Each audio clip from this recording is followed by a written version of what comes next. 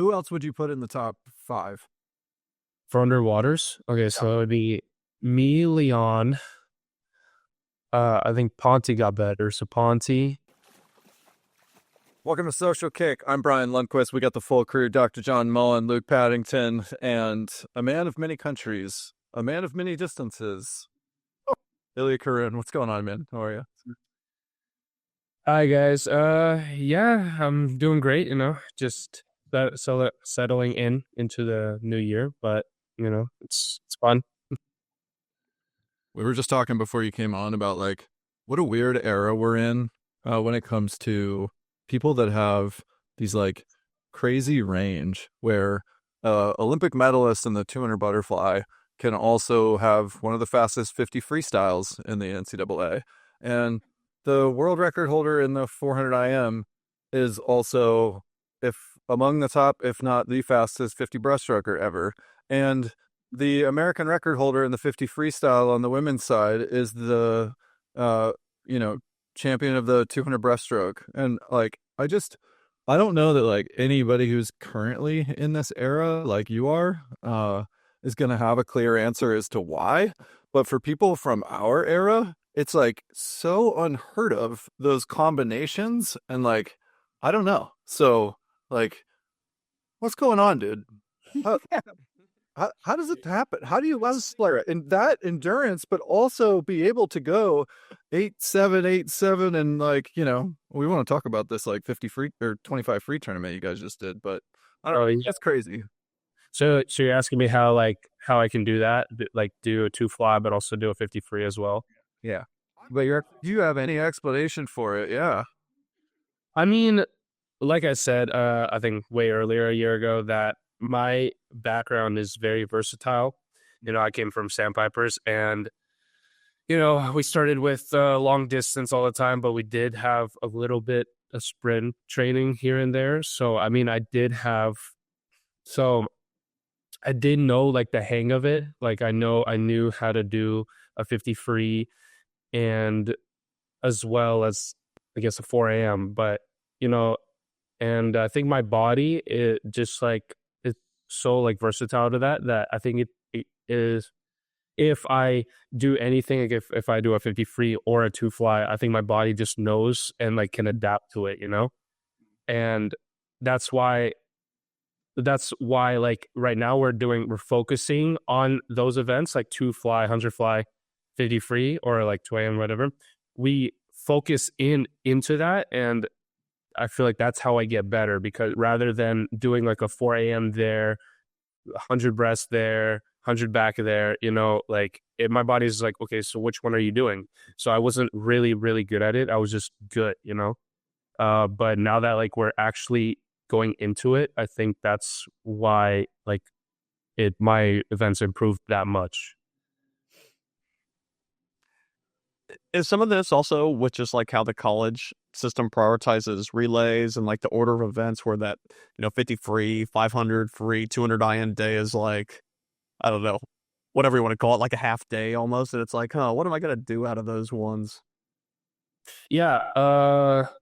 Yeah. Like like you said, we just prioritize each, like kind of each day. And yeah, we just prioritize how I'm gonna like swim in that like race. We just focus on each detail in those races. See, sorry, I want to double click on this, and sorry, Luke, I was having some technical issues on my side, but I think like to go back, I remember you shared with us your background on having the range and where that comes from, but like, let's take somebody like Ryan Held, who you've shared a pool deck with, and like that guy's not gonna have any like fathomable chance at swimming a 200, and so I'm curious how somebody like that is like, do you have anybody who's like pure sprinters who are talking to you going like, hey man, stay the heck in the mid D group, okay? Like, get out of here. Well, nobody really says that to me, but I mean, Johnny Kulo sometimes I feel like gets a little bit pissed on that, but I think it's also a great motivation for him as well to get better. Because of course he's so fast in the anchor, like of our anchor relays. He's just I don't think I could do what he does because he's just so good at it. But I feel like I am a good training partner for him though. But um, yeah, like I think I probably step on his toes a little, but I'm glad to race him though because he is also a great training partner when we do sprinting stuff. But it's all good though. Like nobody really like hates on it or anything. Ilya, you mentioned that you just can tell, or it's almost like you tell your body, okay, let's now prepare and let's do a 25 dive. Let's now back end a 200 fly. But how long does it take you to get your body ready for that? Can you did you have to rest for those 25s a couple of days, or you guys did a hard workout and you could have swum a 200 fly fast yesterday or 25 free yesterday? It didn't matter. You just told your body, let's do this. Most of the time, yes, but well, right now we're during taper season, but I don't really I don't really have to like actually completely rest for like 25s like that. I kind of just like tell my body, okay, we have to go fast, and my mentality is that I can do it. Like, I don't really say, oh, I can't do this. Like I know I can't. Um but I just go like I use my body as like the week goes on. So we had like a week of taper or going down because of midseason. So I knew I had more power than, let's just say, like 2 weeks ago. Because 2 weeks ago, I remember we did 25s and I didn't go as fast. Like I was going probably 8.9s rather than an 8.7 that I went yesterday. But yeah, like there is a big difference between rest and no rest. But yeah, the way I just get my body to it, it's all a mentality. I'm just like, okay, well, like I can do this. How much faster you think you could have gone? So those who are listening, you went 8.7, 8.7, and 8.8 in a matter of how, what, an hour? Or Yeah, like not even. I think it was like 45 minutes. 45 minutes. If you were really like to focus and prepare yourself optimally for it, how much faster you think you could have gone? Or one off? Let's see. Dolan went 8.70, so I believe I can go in 8. I want to say, I don't really want to say like anything like crazy, but I think 8.6 maybe 8.6 like low. It's kind of like that. I What believe if what if you didn't have to surface? You could stay under the whole 25. Oh, I think, yeah, my fastest, I think underwater off a block, maybe 8. I think I was 8.9s, 8.9s. But if I rested for it, I could probably be an 8.8 off a block, just underwaters. Dude. Well, we're reflecting on what we thought the world record might be for 25 yard because, when Dressler went 17.6, he went to feet 8.3 going out. So the world record would be like a 7 something, yeah. Yeah, Probably, which is to me insane because your 8.7 was insane. So imagine for somebody going almost a second faster than you, it's just unbelievable the level. yeah, that would be, yeah, that's insane. What did you enjoy most about that yesterday? Was it just the head-to-head? I mean, obviously you didn't enjoy losing to Jock at the end, but did you just enjoy the rivalry of getting up and doing something different and having fun with your new teammate Michael? And then what's going on? What do you enjoy most? Yeah, it was. I didn't even realize we were doing this until Herbie posted those rankings. I was like, oh, sweet. I guess we have a 25 world championship tomorrow. Yeah, it's so fun. I looked at the rankings. I'm like, wow, I get to like race all these guys. It'll be so fun. I was really, really excited for it, and yeah, like, Michael has been a great addition to our team. He's, he is like adjusting still, so he's not like going crazy times, but, he's adjusting and, yeah, he's really fun to be around. He's adjusting well to our team. But yeah, I get to train with him sometimes. And Nice. yeah, he's just like really, really cool guy. He's just training with us, trying to get better. But it's yeah, but that race was extremely fun. I was racing Johnny and Dolan at the end. I I could definitely be Dolan. I'm just saying. Let me put that out there. I just messed up my finish. I didn't know if it was going to be short or long. But, no, Dolan can take that one for now. But, later I'll get it. I'll get it next time. I was watching that race, and not often we get to see a 25 official, right, done. And we so much enjoy 100 and track, and 100 and track is a 9.5, 9.8 seconds, and you are 8.7. But honestly, it was over before I even started to enjoy it almost, like as a spectator. But I do want to see more of it. And but as an athlete, dude, the amount of mistakes that you can make is so much more. It's like 3 times more mistakes in 53, yeah, guys? And Brian, you've done 25s dive against some of the best in the world, and the room for error is even less than 50s. That's what it is. Yeah, but I never did it against one of the top 200 flyers in the world. I understand it. You're gonna get Phelps on this 25 champs pretty soon. He's still down there, right? Yeah. Yeah, I believe so. Yeah. Hey, Tyson just High fought. flyer than him. I'll take that. Yeah, I know. Yeah, did you watch the fight last night? I did Tyson one, right? Yeah, that was so disappointing. I felt so bad. I felt Tyson just did not look like I just felt so bad. He looked so sad, and just the way he was walking, I'm like, oh my god, dude, he's like 60, dude. Come on. Yeah, with a Sikh Bubadi Burge, I was like, man. Yeah, I was. Jake didn't even look happy winning that. He was just like, okay, well, because he dominated him. I don't even think he thought he was going to dominate him by that. he thought that it was just punching Tyson the whole time. Come on, dude. Yeah. I was just glad that he didn't like tee off on him and knock him out at the end or knock him down. I don't think anybody. Oh, I was so ready. I was like, Mike, come on, just hit him. But he's just standing there. Hit him. I feel like old Mike Tyson would have so done that. He's sure not. I know that's the crazy thing. Like, that's what Tyson was saying in the interview, that he like, it's not that he wasn't trying to hit him, but like, he also didn't want to get hit. And then Jake was, I think, saying something kind of similar. Where it was like, when you're watching those kinds of fights and there's like nothing happening at the end, and you're like, hey, there's 20 seconds left. I think all of us are going, come on, like, down, like, let's go, start swinging. But they're also trying not to get knocked out at the same time. Yeah. Can you imagine if swimming was that way? If you're like had that kind of element to it, where there's like this danger and risk involved. I don't know. Boxing's crazy. What do you think the hardest sport in the world is? Let's see. Gymnastics is pretty tough, I think. But the hardest, I'm not quite sure. I need to like look at the list, but I think gymnastics and acrobatics is crazy. Like the amount of stretching you have to do and just like holding people. I feel like that's hard. Yeah. Did you ever see what's like the craziest training session you ever saw your parents do? I never saw one, unfortunately. Never. Yeah. No, did you ever talk to them about what they would do? Not much. I don't know.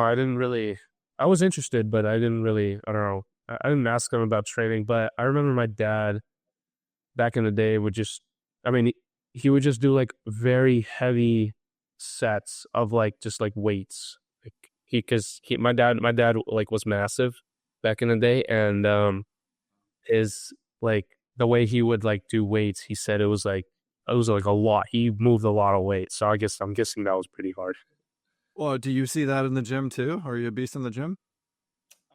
I mean, I try to be, I don't do that like that much heavyweight, but I try to do like a good amount of weight, so that I can at least build the muscle up, rather than just staying at one thing the entire time.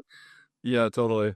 Well, we always ask our audience for questions on Instagram at Social Kick Swim for our guests. And we had one this week from Chris Weeks 69 who asked what your max squat is. A max squat? Back squat? Yeah, I don't know. Interpret it how you want. Man, I think I could go. I never actually did a pure max. But I think I can. I want to say my max squat could be definitely be above like 240. I don't know. Above that, I don't know, because I haven't actually done it, so I don't know. And how deep do you go? And John, how deep should he go? Like, how deep do you go in your squat? Oh, pretty. Lucas You have to doesn't go enough, deep. so he needs advice. Because if you just do a quarter squat, that's not actually a squat. You're not doing anything for your legs. That depends on the athlete and their training history and goals, Luke. Don't you know? Everything is very individualized. I know. Or we did have a lot of action from on Instagram from Sun Devil Swim Dive, who's got lots of questions for you. Yeah, be ready. Be ready. But we'll start with this one. This is kind of fascinating. What's your favorite thing that you've ever bought off Facebook Marketplace? I don't buy stuff off of Facebook Marketplace. Okay. All right. Well, that one failed. How about this one? How much maple syrup is too much maple syrup? A lot. Oh man, that's definitely one of our coaches. Yeah, I know. Did you know that there's endurance athletes though that actually use maple syrup as like a sugar and nutrition source during racing? Yeah. That's like a real thing. Yeah. There's even a nutrition brand called Untapped that has maple syrup packets that you can take just like it's an energy gel. Oh wow, that's like a very legitimate thing that you should rely on. Yeah. No, seriously, like you should get a sponsor by Untapped. They've even make like those like stroopwafels and everything. Yeah, it's pretty good. All right, here's another one. I didn't see who this one came from, so if this one came from you, sorry, we didn't write it down. But would you rather have swimming at a 400 fly or a 75 fly? Which one would you rather race? 75. Yeah, I could for sure do a 75 fly. I love sprinting. You know, a 400 fly is just too much. That sounds like a lot, especially if you had to do it like Leon did his 500 free, where it's almost 15 meters off every. Yeah, it's just all underwater. That'd be so brutal. All right, this one's from your old teammate Zalan, who wants to know how many Dr. Peppers do you drink in a day? In a day, let's say I have those cans, like not the small ones, just like a good amount, like good can. Let's see. On the days that I just really want to, I think it's around 3, and on the slow days, I think 2. Wait, 4? Actually, maybe 3. 2. Maybe 3 is wrong. Because let's see. I have cans, but when I do go out to eat, I get like a massive like thing, like a large drink. So Yeah, let me add to that. Maybe let's say 5 or 6. Let's say 5 or 6 because like if I'm counting a massive one, I'm counting by cans. And I guess on slow days, I'm gonna say 3. yeah. How many was it? How many Cokes did Flo Manadou tell us that he used to drink in a day? It's that between London and Paris, he drank 2 liters of Coke a day. A day. Easy. That's why your 53 is coming down. Well, speaking of this one, we had somebody ask. This one's from Enrique Junior 88. Wanted to know what your diet was like. So besides Dr. Pepper, on the slow days, only having 2 of them, what else are you taking down? Oh my god, my diet, dude. That's a terrible question. I don't have a good diet. Hey everybody, quick pause to say thank you for watching and listening to Social Kick. If you like this episode, give it a like. And if you like what we're all about, consider giving us a follow or subscribe on YouTube, Instagram, TikTok, @SocialKickSwim. You know what to do. Thanks so much for hanging out with us, and we'll keep telling all the stories about swimming. Cheers. See, you don't need to eat healthy to be fast. Yeah, I don't usually. I mean, I try to. I mean, my mom like brought me a bunch of marinated meats, so sometimes I cook that, and I just eat that sometimes. But on some days, I just let's see. Well, in the breakfast in the morning, we have like a dining hall. I go over there and I just get like a nice omelet, so I just eat that. I don't eat anything before afternoon practice, so I kind of just go empty on that. And then dinner, I usually, if we have athlete dinner, I go eat that. Or some days I would go, we have this place called Matsuri, which is just Japanese food. So I had like sushi or ramen or something. And, or sometimes we would have Chipotle. I'd have Chipotle sometimes, and sometimes I would eat do we have a place downstairs called Taco Cello, which is just like a pretty cool Mexican place. I mean, I don't eat like crap like every day. I don't eat In and Out every day like some people might think, or I don't eat Burger King or something. But it's just like some days, like if I really want it, yeah, I would go get In and Out. But that was the last time I got In and Out was it was like a while back. Like maybe not a while back. Let me rephrase that. Like maybe like 3 weeks ago or 2 weeks ago. Um, but I don't know. I snack a lot. I say that I eat a lot of snacks, which is like chips and stuff, or like those little like ramen like things. That's what I would eat. Do you guys get together and have like, after Saturday practice, pancake parties, or you guys go and eat out as a team at all? And, do you have that kind of stuff where you shift meat cooking? No, unfortunately, we don't usually do that. That's pretty rare if someone organizes it. But we like sometimes I have a little friend group, and if we do eat somewhere on Saturday, we would go to this burrito place, and it's pretty like the breakfast burritos are pretty good. Do you live with swimmers, or do you live on your own? Or do you live? No, right now I live on my own.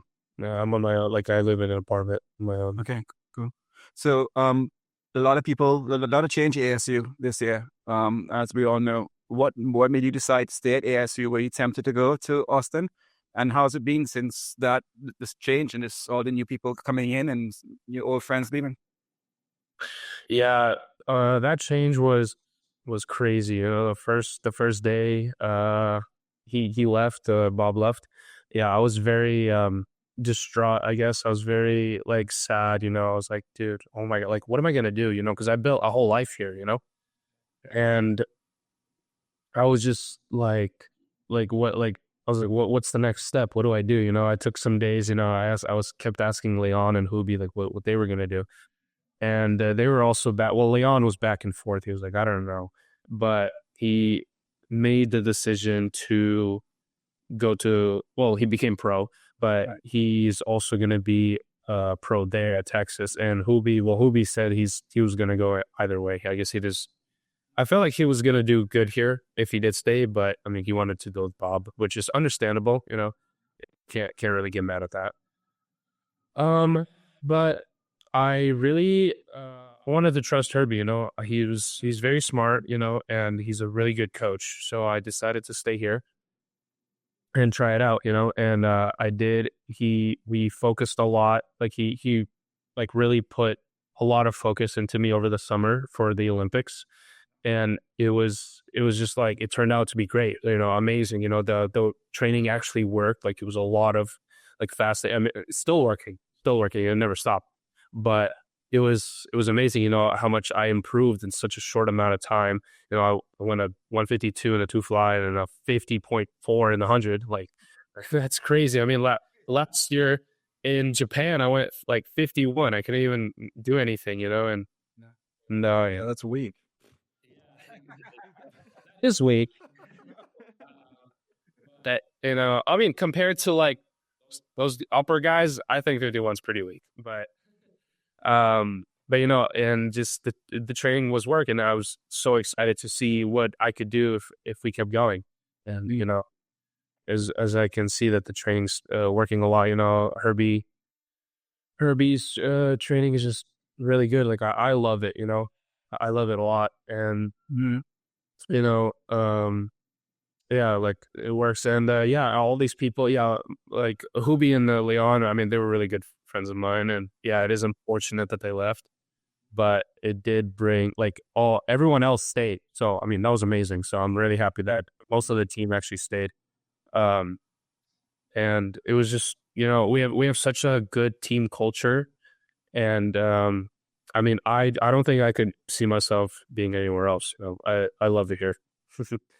Like we said earlier, your 53's been on fire. Huge 100 fly at the Olympics, like you mentioned. Herbie, we've talked to him, and I've known Herbie for a while. He is a great mind, like you said, but mostly known as a sprint coach. How, I guess, has your training transitioned, if at all, with Herbie? And do you think, your distance background is really, working well with now having more of a sprint oriented coach. Yeah, I think what's so good about my background is that I feel like I can adapt to anything, and that's why that's why like if it's sprint or distance, I feel like I can definitely adapt pretty easily to that. That's why like yeah, like Herbie is like considered a sprint coach, but he made practices for me that I still do like endurance based stuff like 200s, like if we do like red pace or like red pace is like you have to go pretty quick, but it would be like different paces. It would be like white, pink, red. White is slow or moderate, or pink is a little bit quicker. And but yeah, he made those practices for me so that I can still keep up the endurance, because I swim too fly. And me and him like talked about them. He's like, yeah, I understand. Like I can't just do 50 free the entire time, like I have to do other things. But it's very I'm very like thankful for, of course, my background, like my parents and stuff, for giving me like a good like genetics so that I can be versatile such in such like races. And yeah, like I'm really like I said, like I love the training. I think it's good. Just on that, this is something like obviously a step up for Herbie. I'm curious, between him and the rest of the team, I know it's mostly intact, but there was obviously, you talked about a few of the folks who left. Is there a sense on the team that like you guys have something to prove? You feel like, a lot of people have doubt on what the results might be. Is that something that you guys talk about, or is there kind of an unspoken about that? Like about NCAAs? Yeah.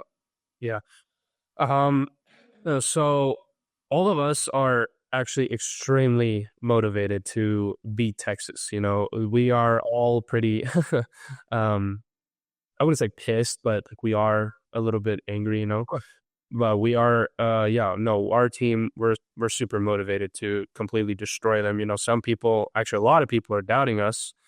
I don't really know why, but I mean, I do know why, but I don't think they should doubt us at all, because we are coming, and we are we're very motivated. We're gonna try and beat Texas for sure, and I'm training every day to, of course, like win in all my events. So yeah, but like in talks, our talks is that we're extremely motivated and that we want to win NCAAs again, try and run it back. Like sick. One other thing that I always notice with ASU, and I think Herbie sets kind of the tone with this, is just how much fun you all seem to be having while working hard, while staying focused. What other things does he do to, make it more of a competitive, fun environment? When we talked to him, we talked a lot about, doing 25s. We talked about the 25 World Championship, the showdown there. Are there other ways that we're not seeing that he's being creative to keep it fun? I think it's maybe the way he does practices. I can't really say for sure, because I mean, I can't really say. I don't really think too deeply about it. I'm just like, oh well, it's another fun practice. But I think it's definitely like the practices what everyone is doing, and that makes it really fun and enjoyable. And also, like I said, we have a great team culture. Everyone like motivates each other. Everyone like hypes each other up if we're racing, and it's just like so fun to practice in Mona. It's just such a great positive environment that I like being in.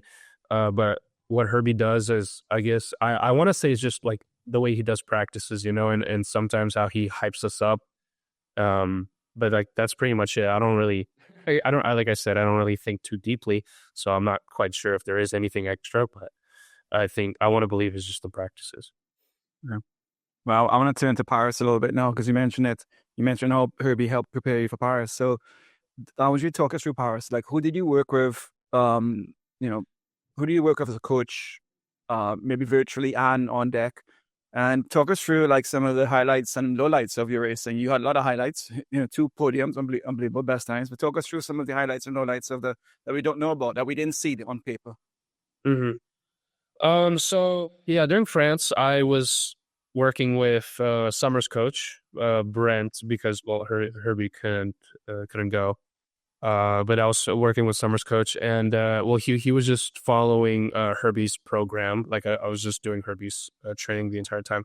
But sometimes we would during training camp in France, we had a day of just racing, like it was all combined, I believe, and that was really really good because we just did like a lot of I did like 50s. I think it was like 50s pace or something. Yeah, like 50s pace for me. It was fly, and I could see the results of her training from it because we suited up, and it was really fun. Our little, because I was under Brent's under Summer's coach, and it was me, Summer, and 2 other guys from Ohio State, and it was really fun to be like in that little environment. We had such a small group, but like everyone could do like their own thing, and it was like Brent was hyping me up, but like he saw like how like good I was doing, so he because he's also a smart coach. I mean, he coaches Summer, so. And it was like he said that like, yeah, you just stay focused and just do your own thing, and you can for sure get the result that you want. And I mean, the lowlights in Paris, besides the bus rides being like an hour at the very beginning, those were terrible. I was sweating. It was a lot of people. The seats were uncomfortable in the bus, like a little bit. But when they finally fixed it up the day of the racing, I was pretty happy about that. It was only like, rather than an hour, it was only like 30 minutes. And it was like Paris was just extremely fun. I loved it. The food was pretty like, yeah, I thought it was like all right, like of course it wasn't the best, but I saw the positive in it rather than seeing the negative that everyone else saw. Because I mean, like, come on, like, I mean, it was my first time there. I'm like, dude, like, why would I complain? I'm literally at the Olympics right now. The food, like there was like this really cool burger station like that I had at the end, like towards the end of the Olympics, and that was so good. I would have like 3 of them. I remember those are so good because there's like, it was sponsored by Coca-Cola, so it would be like a Coca-Cola machine, and I was just like drink that, eat burgers, and I'm like, oh my god, it was so good. But I wouldn't have that all the time because it was closed. So I would just eat like pasta, like that, like there would be like the Asian side in the thing. So I would just eat pasta, with like chicken and stuff, and then there was like these skewers, like these like meat like on a stick, but it was like there was like honey like kind of sauce on it. I don't know, and it was just delicious. Me and actually one of my teammates, Tolu, who swam for Fiji, me and him would just like eat it a lot. It was so good. But yeah, like besides, literally the only lowlights were like food sometimes, bus rides, and like the rough beds. But I quickly got like, I got used to it. So I mean, but everything else was pretty fun. I must say, listen to you talk, you just seem very laid back. Don't let things get to you, right? It's like, oh yeah, I trust the workouts. I just go do it. Oh yeah, people didn't like the food. Hey, burger station, I'm happy. Is that like just something that you think you're wired with? And how does that mindset, do you think, helps you in the big moment? I mean, that 200 fly had so much attention with Leon and Milok, and then, hey, just had a burger and, Dr. Pepper, I'm ready to roll. So you see, the key is, I guess, I think everyone should also like listen into that, is that don't think too deeply about things. Why would you like think so deeply about this? Just, you did the training, like you ate some kind of food, just race, dude. Just race. You don't need to think about, oh, this guy's big or like whatever, my parents always taught me that just don't look around, bro. Like, don't look around. I remember when I was like, let's see, like 10, 11, whatever. I was beating kids that was like much like bigger than me, like way back then, you know? And it was just because of like training, you know? Back then I didn't even like think. Like nothing was there. I just swam fast, you know? And that's the key now, you know? All you have to do is just swim fast. Like, why stop overthinking? Like yes, like before NCAAs, you know, and I guess before PAX, 2 days before 3 days, I got sick, you know, shivering, cold, whatever. All I did was, what can I do now? You know, all I did was I took some meds and I tried to stay warm, and I just like worked, you know, I just like, I still swam, you know, all I did was think positively. And I did get like, you know, I was probably maybe not 100%, but I got better, you know, I got better enough to win the 2 fly. No. And, you know, I just try and think about the positive things, you know, like, what do I have now, rather than just think, oh, wow, this is ass, or like, you know, like, sorry about, but you know what I mean, you know? Yeah. Yeah, just like, all you gotta just don't think about it too deeply, and you'll be fine, you know? That's just what kind of advice that I could give. Yeah.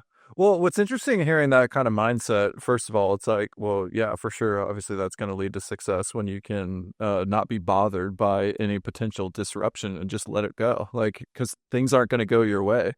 But also, like, do you have that an impact on your teammates today? Like, are you showing up on a daily basis, like, you know, speaking these kinds of things into the team atmosphere, where, like, I'd imagine, like, it's a college team, there's people that are going to complain sometimes. Are you kind of the one who's out there going, hey, suck it up, like, it's going to be fine, stop crying about it, let's go do the work? Well, actually, the funny thing is, unfortunately, I don't say that, because I don't know, I kind of just do my own thing. But the good thing is that we have team captains on our team, and during our boys meeting, they actually say those things into our meetings. So I don't really have to say I don't really have to say much, because they say it. They're like, if some guy is complaining about having a cramp or something for like the 50th time, like some guy would tell him, like, shut up, like, just suck it up and swim. Like, dude, like, you don't need to be complaining about it. Nobody needs to know, you know? And we had one guy in the past, he would complain about practices all the time. And it was just such a bad thing for everyone, because everyone just, like, their mood energy like went down from it. And I think some people like told him, like, dude, be quiet, bro. Like, nobody needs to hear that. And so that's what's so good about our team, is that there's others that will tell you what to, like, what to do. Like if you're being negative, they will tell you to quit being negative, you know, and just be positive the entire time, you know. That's what, yeah, like, that's what's so good about our team. So like, I don't really have to do much, but I'm just saying it like on here, because I don't really say it during practice. So I just little platform where I can say what I like think about, like, thinking, you know. Yeah. That's all. I was going to ask about then the Paris culture, because, you know, we hear a lot about how Team USA gets together, and they have captains of Team USA, and the whole team gets together and gets riled up, and they all perform well. What's the Team Canada culture like? Like, who are the leaders? Who fire you up? Who motivate you? Who are the quiet ones, but that's the leaders? Let's talk about Team Canada. Um, we have a few team captains. I think it was Finley Knox and Jeremy. He was like 32. And on the women's side, I think it was Mary Sophie, and Kylie Mass. That's right. We wouldn't, I mean, our team culture was also good. You know, they would also sometimes, we would do like team activities sometimes, and they were really good with that, you know, getting everyone involved and having fun with it. And sometimes they didn't really talk about how to, like, think positively or anything. Like, they just I think they just brought us together one time and they just told us that like, come on guys, we've been training for this and like, let's do it. But it wasn't as deep, like they, like our, like the team culture in Canada is good, but I wouldn't say it's not as close as it is in college, because we're like a family in college. And in Canada, we gather up like once a year or maybe twice. Oh, they didn't really say much, but they did give us a few inspiring words, but not as much, but it is good. Like we have fun sometimes, but it's good. Like everyone's nice, no one's really mean, and it's just like I get a few laughs like with the boys. The boys are really fun on Team Canada, so I just hang out with them. You got to be on 2 podiums, and both times you had a teammate, be it a national teammate or a college teammate, on your podium with you, and in Milak. What was that like, being on a podium with your teammates, your friends, you're close with Leon, and just the feeling you had of getting that medal around your neck? Oh, it was amazing. It was so surreal. I was like, oh my God, like I can't believe, like the crowd was so loud. The ambiance of the whole like stadium was insane. I loved it. Yeah, being with like Leendo and as well as Leon on the podium, it was crazy. I absolutely enjoyed being there. Being with former teammate and one of my friends on Team Canada, and because me and Josh were rooming in Paris, and we talked about getting this moment, and it was just so much more special that like we actually got it. It was just amazing. As soon as I got that medal, I was like, wow, like I really made it, but I only felt that after the 100 fly, because the 2 fly, I was already thinking about the 100 fly. So I was like, oh, I was in the moment. I was like, wow, like this is great. But I was like, okay, well, now I'm on to the next thing. I didn't really, I wasn't too like happy about it, because I was already locked into the next race. But after the 100 fly, I was like, oof, like I let go. I was like, oh, this feels good. You got the opportunity there to be around a lot of really elite swimmers. You've named a ton of them already on the show, but I'm curious about like Paris specifically in the lead up to. Is there anything that, like, when you're on team trips and then at big meets, that you like, are you like a sponge? Is there anything that you maybe picked up from another elite athlete this summer that you're going to carry with you going forward?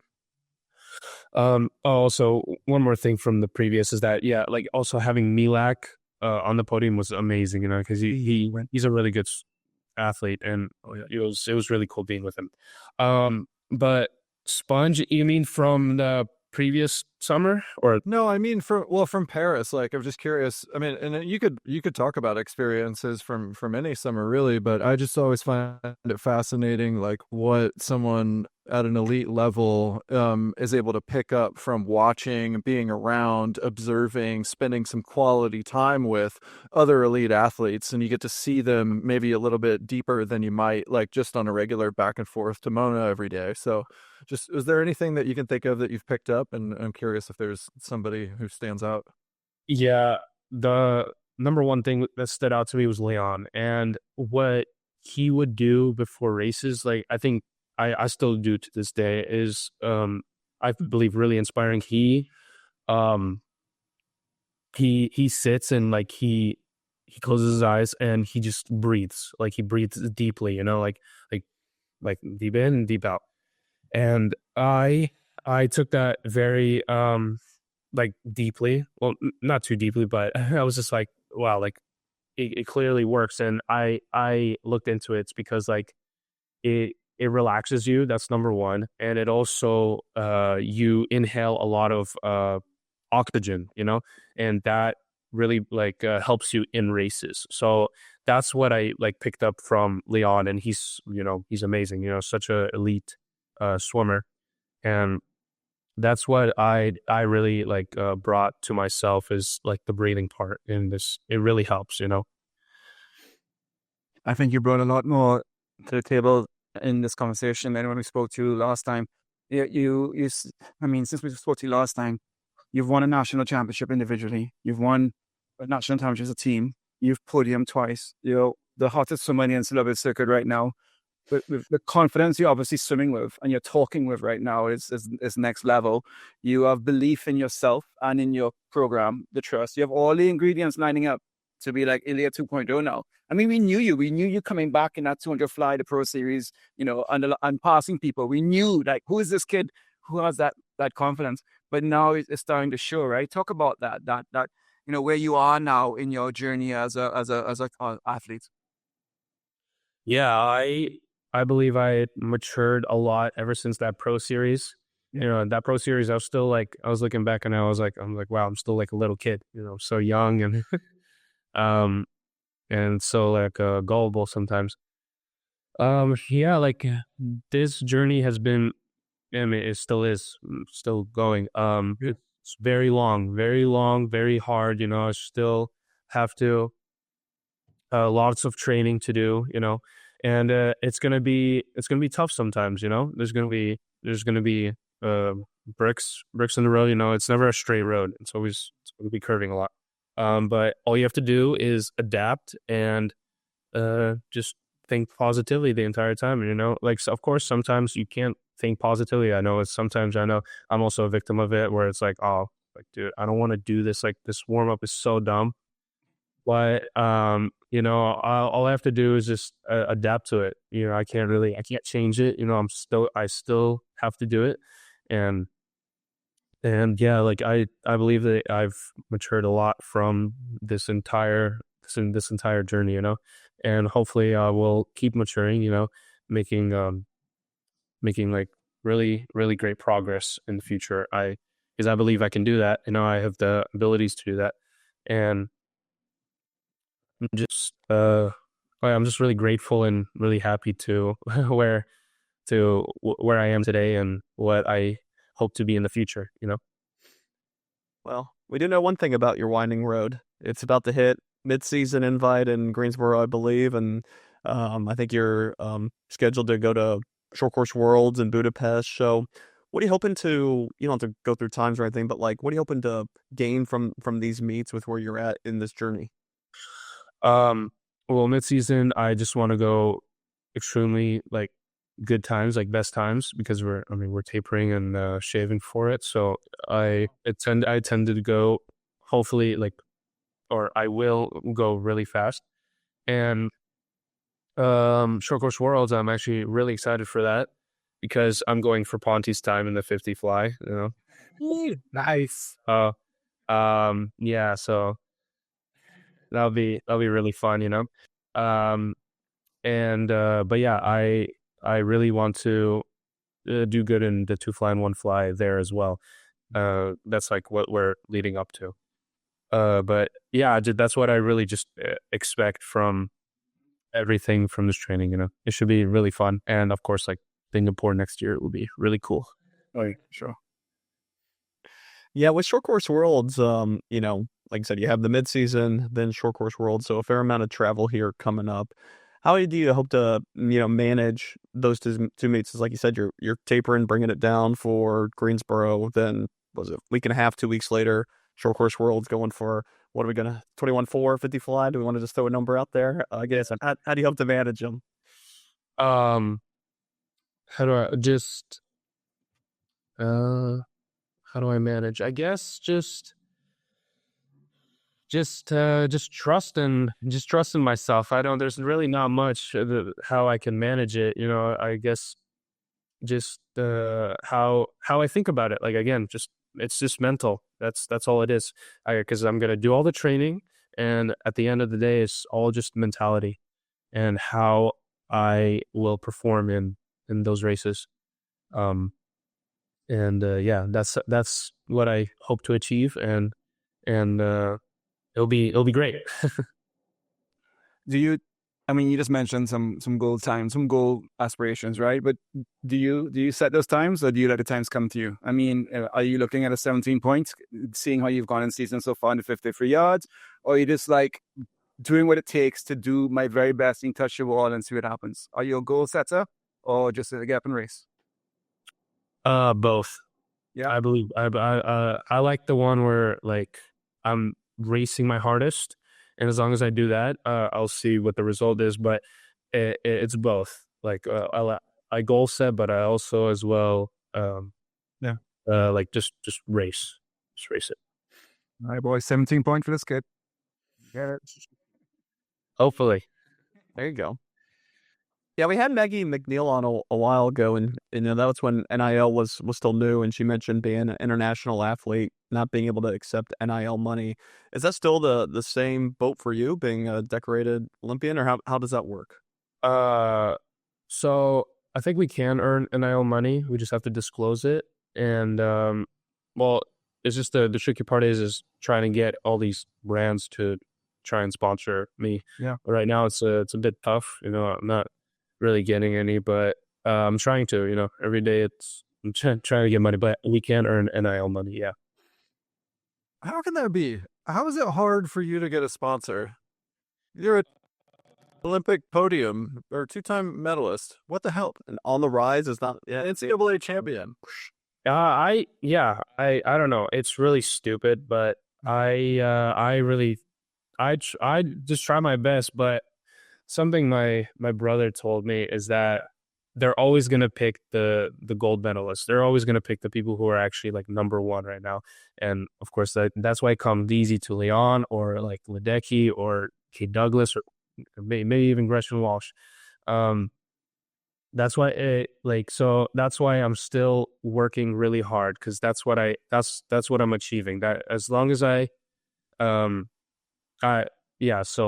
soon as I get number one, that's when everything will come. But because like 2 bronze, that's so crazy, that's amazing. And then I don't know, companies are just like, oh, not good enough. What about the local In-N-Out? They don't want to give you some free burgers? What's going on? Never reached out. Maybe I should. You should walk in there with a signed poster of yourself and say, hey, I already framed it for you. All I'm asking for. Just work those medals and just go. There you go. Hey, I'll be here one Friday night a month to sign autographs. And all I'm asking for is meals every day. That's all. Yeah, I agree. Maybe I should do that. No, for real. Like, I think it starts with that, actually. I think you can get a bunch of free stuff, and then you can get paid for it, too. But the fact that you've got those 2 medals hanging on your wall, I don't know. It's dumbfounded. I mean, it's not like I haven't been trying. Like, I reached out to several companies, and they send me all these free stuff and stuff. But it's just the sponsoring part. I think is the tricky one. But What the cash? Yeah, and cash. I need USD, by the way. Let's get it in USD. What were you going to say, John? Oh, I was just going to say, yeah, you go to In-N-Out and you say, here, I don't want animal style on my medals. You can go ahead and hold this for me here. aim it on the local In-N-Out wall. Exactly. But speaking of money, we've been following a lot of the college dual meets, and I feel like ASU is one of the front runners of trying different things. We talked about the 25s again, but also just dual meets, having beer there. What is your guys' vibe, or what do you think of dual meets and how Herbie and the rest of the team are trying to change that culture? They I think their mission is kind of like Kyle Sockwell's, if you guys have been following, is trying to get the swimming sport more popular, trying to do anything, like we have that beer garden. We're just trying to make anything so that people can come and watch, like even if the people are just drinking, like, and if not watching. But I think it's just, we're just trying to get it more popular, having more people to come. That's why like we live stream the 25s, and we're trying to get more social media out there. I think that's what Herbie's trying to do, so that we just have like more sponsorships coming in rather than like not doing anything. We're just trying to make it more exciting as a sport. Well, some of it's about accessibility. I mean, it's hard enough sometimes just to get into a pool. Like my lap swim's open for a few hours this morning, but like a lot of people are so like tight on what they'll share, and as you're talking about, like you just have to do the work. And so I appreciate this approach of some that's just like making it more transparent, showing what's going on. You don't have to give out the entire formula. But sometimes there's not as much secret sauce to it. Sure, there's some black magic, but like, to some degree, it's just like show up, do the work every day. So like, I love the mentality of, hey, like, let's just like be available. Because even when I'm old, when I go to the pool, people are like, I get comments on like my stroke and like my stroke technique. There's a lot of people out there who would love to be able to see like what the top swimmers in the world are doing, what it looks like, Yeah. how they approach it, how they think about it, how they eat, all this stuff beforehand, so that I don't know. Like I think the size of the pie is a lot bigger than I think the swimming community has sort of allowed it to be. So Yeah. awesome! Thanks for being a part of that. Yeah, of course. Thank you. And ASU also has had that culture of reaching out and asking for help from its people and being very transparent. I mean, that's how the program got saved, right? With alumni. And the whole bear garden thing and your meet was alumni in the bear garden, right? And the involvement of that. So ASU has always been like open doors, please come on deck, see what's going on. I really enjoy that. But what I don't enjoy about practices, and I would not have liked to swim for Bob, was some of the sets that Bob gave. And we talked about that. The Jared Evans set, and Hubie talks about that. And when we talked to Michael Andrew says, I'm really looking forward to going to ASU to try different sets that Herbie gives, because he really feels that Herbie and him are on the same plane and trying new stuff. Can you tell us what's the hardest set that you've had with Herbie? Or Herbie set? Oh, yeah. It was it was one of those color sets. It was, this was all free. 3 200s freestyle. I think it was like white, just white pace. I think it was maybe like, we did like this thing. It's like 4 kicks underwater, 7 strokes. So I think it was that, or maybe not. I don't know. I don't remember. This was like a little bit back. And that was on 220 or 230, and then straight into 6 100s pink. Maybe also having a stroke count, not quite sure. And that was on 110, 115, something like that. I don't know, something pretty quick. And right into 1250s red on 35. I was like, dude, what? And I was struggling. I was like, oh my God, because there was no break in between. Yeah. And I was so fatigued. It was so hard. I keep like, because we have training partners, like in this little group is pretty small. It's me, Jackson Wadsworth, one of our guys, Patrick Salmon, and Quinlan Gould, and that's our little group. And yeah, and it was just so hard. I remember like sometimes I just like mention it. I'm like, dude, do you remember that day? Dude, that was like so hard. Were you doing it fly? Or how much fly do you go fast and hard? Oh no, that was all free. It's all free, but how much fly would you go? Like, would you do bad technique, slow fly, or is your fly always some technique looking good? No, I try to keep it solid, because if it's terrible technique, then I shouldn't even be swimming it right now. But yeah, I try to keep it solid. We do sometimes like a couple days ago we did like it was 250s easy on a minute, and then 250s fast on 45, and 4 rounds of that. And the 50s fast were fly. Yeah. Makes sense. Yeah, finishing with those 50s red sounds like one of those moments where if you're like the guy who's always going, hey, sucking it up, or if you're at least like showing up that way and not saying it, that it's awfully hard not to be negative. Yeah, no, like I was not having, I didn't say anything, but I was in my head, I was like, dude, Under your breath, yeah. God, fraud. So hard. All right, we'll change gears here with a few quick ones to end. If you could only keep 3 apps on your phone, which apps are you keeping? Oh, let's see, TikTok, Instagram, and Snapchat. All right. What's one event that you think you would be the world's best in, but it doesn't exist? It could be underwater. It could be with a kickboard. It could be an long distance. I think 50 underwater off a block. 50 underwater off the block. All right. Yeah, let's do it. Do you get a flip turn?